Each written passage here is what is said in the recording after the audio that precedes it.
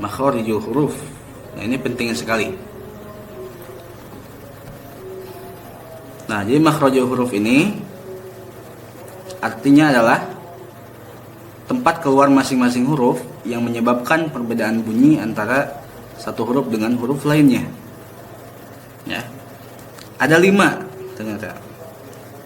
Jadi huruf-huruf yang 28 itu terletak pada 5 bagian dalam makhrajnya. Pertama adalah al-khalqu, yaitu tenggorokan. Kemudian yang kedua ada al-jauf, rongga mulut. Kemudian yang ketiga ada al-lisan atau lidah, yang mana lidah ini paling banyak sekali huruf-hurufnya. Kemudian selanjutnya ada asyafatan atau asyafatain, kedua bibir. Dan yang terakhir ada al-khayshum, rongga hidung. Nah, kita akan membahas dulu dari awal, yaitu al-halqu, yang artinya tenggorokan. Cara mudahnya adalah huruf-huruf yang keluar dari tenggorokan ini adalah huruf izhar. Ada hamzah, ada ha, ada ain, ada ha, ada ghain, dan ada kha. Ya, ini huruf izhar. Makanya izhar itu sebenarnya bukan izhar saja namanya, tapi izhar halqi. Karena huruf-hurufnya keluar dari semuanya dari tenggorokan atau al-halqu. Kemudian yang kedua ada al-jauf, rongga mulut. Nah, dari rongga mulut inilah yang menyebabkan kita bisa bersuara. Ya. Yang keluar darinya alif, waw sukun, dan ya sukun. Yang dengan al-jauf ini setiap huruf bisa ada harokatnya. Karena harokat itu awalnya dari 3 ini. Fathah dari alif ini, dhammah dari waw, dan kasroh dari ya. Awalnya seperti itu. Kemudian dari lisan. Lisan terbagi 5 sebenarnya pada pembagiannya. Ada yang ujung lisan atau aksol lisan, qaf dan kaf.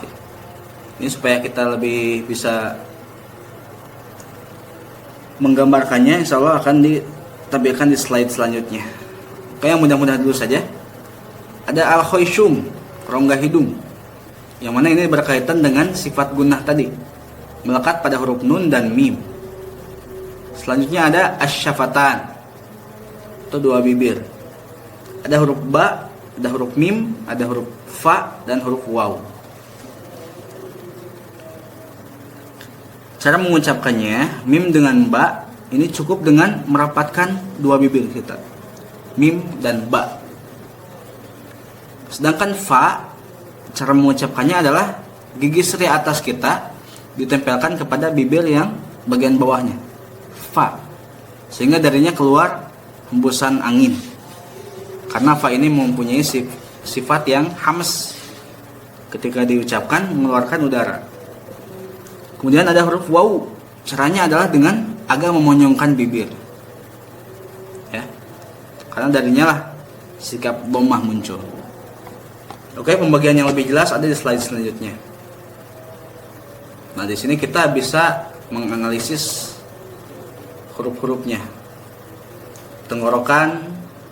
Nah, oke. Supaya tidak terlalu panjang videonya, bisa di skip dulu di sini. Di pause dulu, bisa dilihat-lihat.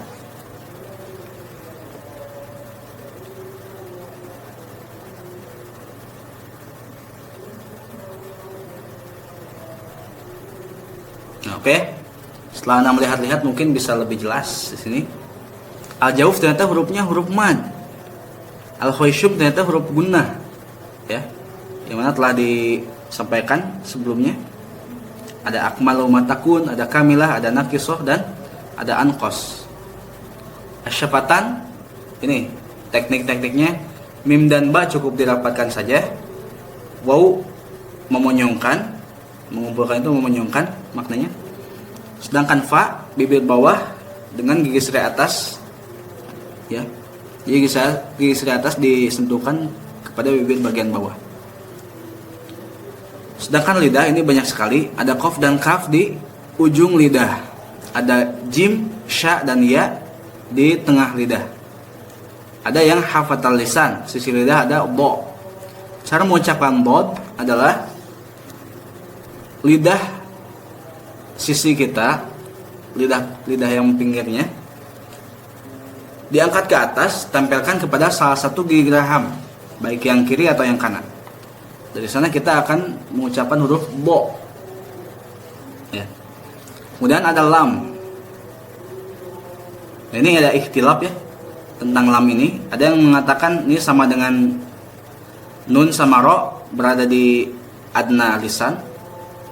Ada juga yang mengatakan lam ini sama kayak bod di sisi lidah tapi lebih depan lagi lidahnya, mendekati gigi. Untuk memudahkan, anggap saja ini lam na ro di adna lisan, lidah yang paling dekat tapi bukan ujungnya. Nah, ini yang paling banyak adalah torful lisan, ujung lidah, yang mana ketika gigi seri kita, ujung lidah nempel kepada gigi seri atas, bagian paling atasnya, maka keluar huruf to, keluar huruf zo, sa, za. Jadi ini yang huruf 3 ini, ujung lidah merapat kepada gigi seri atas bagian paling atasnya. Apabila si lidah itu dikebawahkan sedikit, menyentuh gigi seri atas yang paling bawahnya, maka keluar huruf to, ta, da. Ya. Nah, apabila dikebawahin lagi sedikit, dikebawahkan sedikit, ujung lidah menyentuh gigi seri bawah bagian paling atas, akan keluar 3 huruf ini, za, sa, so. Itu ujung lidah. Lidah ini menghadapi gigi seri atas bagian paling atasnya, yang ini gigi seri atas bagian paling bawah, sedangkan yang paling bawah ini adalah gigi seri bawah yang bagian atasnya. Oke, terakhir penjelasan tentang tenggorokan ini tidak terlalu sulit. Aksal halqi, ujung tenggorokan ada huruf A dan H, ini satu makhrajnya. Jadi kurang tepat kalau H ini dikatakan dengan H dada, karena memang makhraj itu ujungnya juga di tenggorokan. Ya.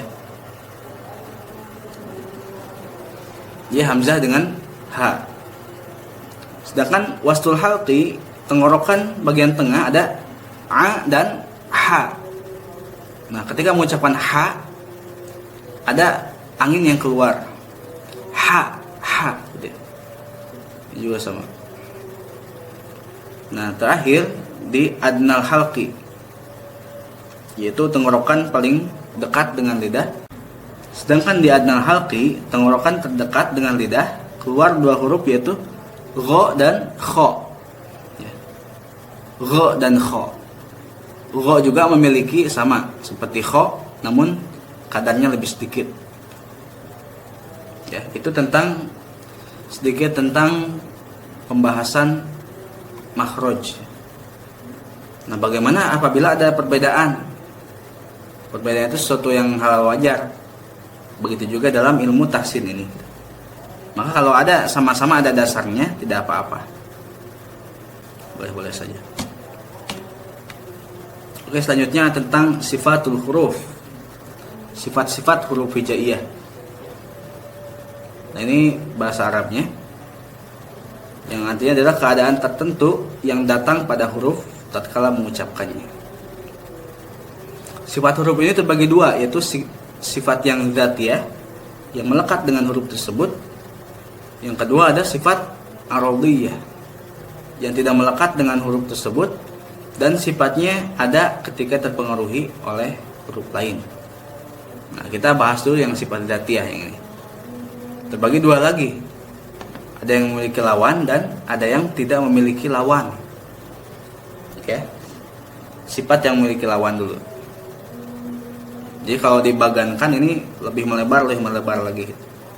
Sekarang kita membahas tentang sifat huruf-huruf yang memiliki lawan. Nah, pertama dari segi nafas dan udara.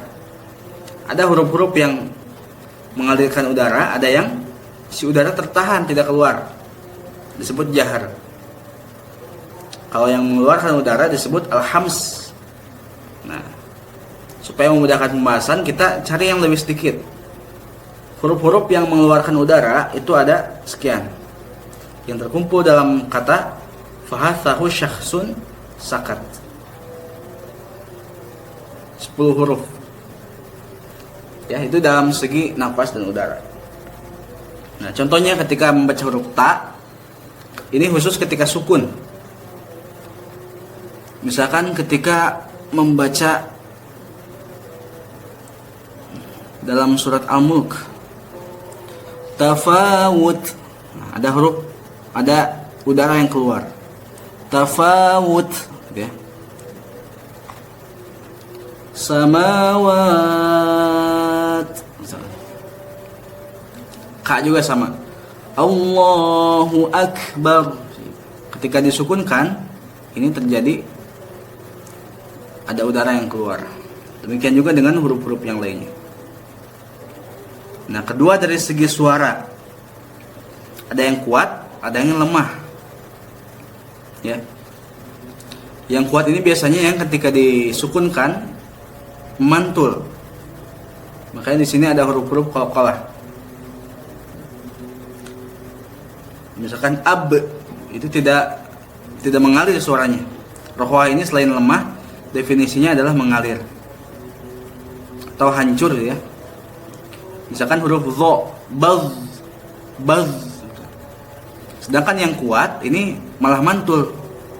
Baqqa, misalkan baqqa, bad, bab, bak, bat, ba, baj. Nah, di antara yang kuat dan yang lemah ini, atau yang mengalir atau yang hancur, ada yang namanya tawasud, pertengahan dari segi suara, yaitu lin umaro. Makanya ketika membaca an'amta, itu dibiarkan saja mengalir begitu. Ya, an'amta, atau alhamdulillahi rabbil alamin, ada di akhir itu min. Itu adalah namanya adalah sifat yang tawasud. Oke, demikian. Kalau ada pertanyaan yang atau yang kurang dipahami, bisa diketik di kolom komentar di bawah ini. Oke, yang ketiga ada pangkal lidah, ya. Dari segi pangkal lidah, sifat berlawanan ini ada yang terangkat, ada pula yang tidak terangkat. Nah, tidak terangkat disebut dengan istifal, safala di bawah, gitu ya. Sedangkan terangkat isti'la, dari kata ala, ke atas. Nah, huruf istilah ini ada 7. Yang ketika dibaca itu dibaca dengan o, gitu ya. Kecuali huruf ro. Ada kho, ada so, ada dod, ada gho, ada to, ada ko, ada zo. Itu segi pangkal lidah. Disebut huruf isti'la. Selanjutnya dari segi lidah dengan langit-langit, ada yang menempel, ada yang terbuka. Ya, ini jadi huruf-huruf keempat ini ketika diucapkan itu menempel kepada langit-langit lidah kita. So, bo, to, zo. Dan yang terakhir ini sebenarnya kurang, tidak terlalu prinsip, ya. Namun orang Arab mengklasifikasikannya. Dalam segi pengucapan katanya ada yang sulit bagi orang Arab dan ada yang mudah bagi orang Arab. Huruf yang mudah ini biasanya adalah huruf-huruf yang paling dekat dengan dua bibir. Nah, ini hurufnya adalah fa, ro, ma, na, la, ba, atau terkumpul dalam kata faromildub. Nah, yang terakhir ini kita memiliki pembahasan sifat huruf yang tidak memiliki lawan atau sifat khusus dalam beberapa huruf-huruf tertentu. Di sini ada 8 sifat yang insya Allah sudah cukup jelas ditulis di sini. Oke, yang pertama ada as-safir, ya, yang menyerupai suara binatang. Untuk as-safir ini adalah makhrajnya berada di ujung lidah. Ujung lidah bertemu dengan gigi seri bawah bagian paling atasnya. Ada huruf zai, ada huruf sin dan shad, ya. Nah, sebelumnya mungkin dipaparkan dulu bahwa sebenarnya huruf-huruf itu memiliki makhraj, ya. Namanya huruf zai, namanya huruf sin, namanya huruf shad. Makhraj dari huruf zai ini tanpa fathah, tanpa kasroh, tanpa dhammah. Itu ada makhrajnya sebenarnya. Makhraj dari huruf zai adalah z. Makhraj dari huruf sin adalah s. Dan makhraj dari huruf shad adalah s. Nah, dengan makhraj murninya, 3 huruf ini mengeluarkan suara yang mirip dengan suara binatang. Huruf zai ini mirip dengan suara lebah katanya. Misalkan baz, baz. Nah, suara z itu seperti suara lebah. Kemudian huruf sin memiliki suara belalang. Ya. Bas, bas, bas misalkan. Karena huruf sin sendiri memiliki makhraj s gitu. Nah, ini suara belalang. Bagaimana ketika kita ingin mendengarkan suara belalang? Biasanya belalang itu yang banyak dan mengeluarkan suara bersama-sama gitu ya. Belalang yang banyak itu di sawah-sawah. Biasanya kalau kita melewati sebuah sawah akan terdengar biasanya sss, gitu ya. Itu suara belalang. Sedangkan shad ini mirip suara angsa katanya. Bos, bos, bos, gitu ya. Shad, gitu ya. Agak ada sedikit suitan. Ini huruf shad ya. Sehingga katanya mirip suara angsa. Apakah angsa seperti itu suaranya? Wallahu alam ya. Karena memang ini berdasarkan pengamatan ulama tahsin, ulama tajwid yang ada di negeri sana, di Arab ya. Sehingga kita menyerahkan apa yang sudah didefinisikan oleh beliau-beliau para ulama.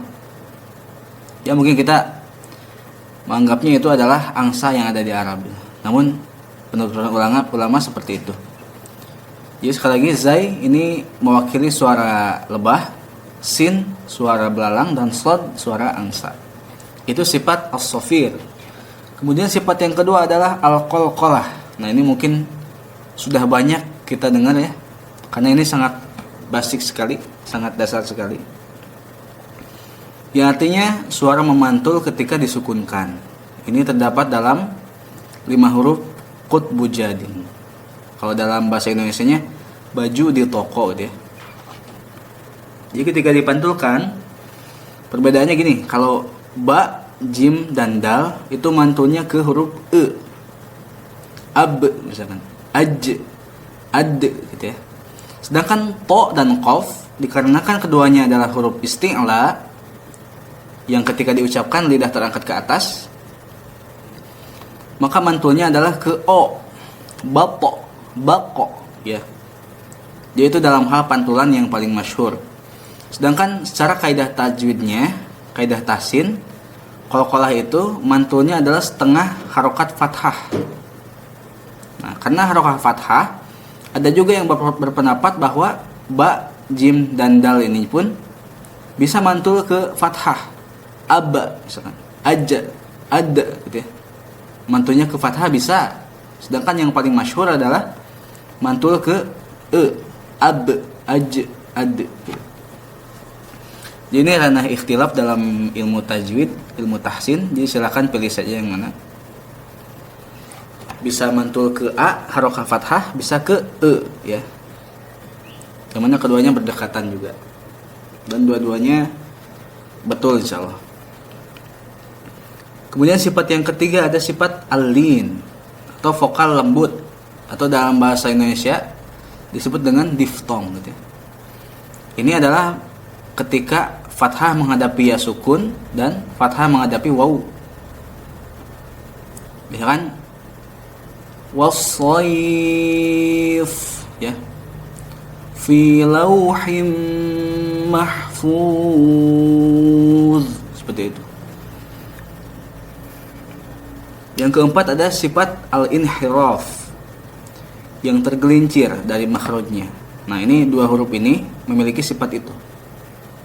Bal gitu ya. Jadi ketika diucapkan, terutama ketika disukunkan, itu si titik makhrajnya, lidah kita ketika menekan titik makhraj itu akan sedikit terpleset. Inilah yang dimaksud dengan inhiraf. Ya. Seperti itu. Bal gitu ya. Agak sedikit getaran di dua huruf tersebut. Oke, yang kelima ada sifat at-takrir, yang mengulang, bergetar. Getaran yang berulang di ujung huruf lidah. Gimana kalau kita menganalisa dari huruf ro ya, atau dalam bahasa Latinnya huruf R, itu memang ketika diucapkan lidah kita bergetar ya. Sehingga ketika mengucapkan huruf ro ini ada juga sifat at-takrir. Misalkan Allahu Akbar, bar gitu ya. Ya ada agak sedikit getaran di huruf ro-nya. Bar gitu. Itu yang dimaksud dengan. Selanjutnya ada at-tafasyi, yaitu menyebarnya udara di dalam mulut ketika diucapkan. Nah, ini khusus pada huruf shin, yang mana makhrajnya adalah sh gitu ya. Nah, ini secara otomatis memang ketika kita mengucapkan sya, memang udara itu berkumpul di dalam mulut kita, berbeda dengan huruf-huruf lainnya. Dan ini pun kalau di negeri kita ya, biasanya digunakan untuk mengusir ayam makhrajnya. Gitu. Karena memang suara begitu cukup itu ya, mengagetkan ketika ucapan huruf shin. Nah, dalam bahasa Arab, dalam sifat huruf ini disebut dengan at-tafasyi, menyebarnya udara dalam mulut ketika diucapkan. Bash, misalkan bash ya, silakan dicoba. Jadi diharapkan nanti sifat-sifat ini secara otodidak saja dicoba. Kemudian apabila ada pertanyaan boleh ditanyakan di kolom komentar. Itu huruf shin ya, at-tafasyi. Selanjutnya ada al-istitalah, memanjangnya suara dari awal sisi lidah sampai akhirnya. Nah, ini khusus pada huruf bo ya. Yang mana pengucapan bo ini telah diterangkan di bab makhraj, adalah sisi lidah yang bagian dalam itu diangkat ke atas, ditempelkan dengan salah satu gigi geraham kita, baik yang kanan atau yang kiri, bisa semuanya, boleh-boleh saja. Nah, kemudian huruf bo pun memiliki sifat, yaitu memanjang. Bo gitu ya. Makanya tidak bisa dikatakan cuma cukup bo saja, tapi bo ada penekanan sedikit. Misalnya ketika membaca surat Al-Fatihah ayat terakhir, waladdallin.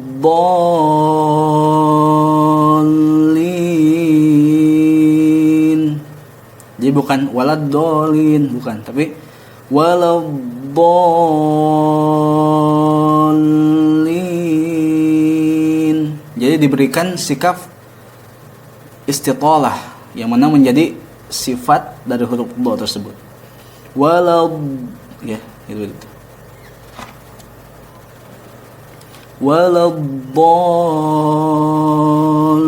Waladdallin, seperti itu. Itu huruf bod, yang mana makhrajnya adalah agak susah memang, karena memang huruf bod ini yang paling pasti mengucapkannya adalah Rasulullah SAW. Ini ada dalam hadisnya. Oke, terakhir adalah sifat al-gunnah, atau bisa disebut juga sifat ataronnum gitu ya, yang mana mengeluarkan dengungan dari rongga hidung. Huruf yang memiliki sifat al-gunnah cuma ada dua, yaitu nun dan mim. Yang mana nanti penjelasannya ada di awal-awal video yang tadi, yang sudah dibahas di awal. Ada gunnah yang akmalu matakun, paling sempurna. Ada yang kamilah, yang sempurna. Ada yang naqisoh, yang kurang ya. Ada yang anquso matakun.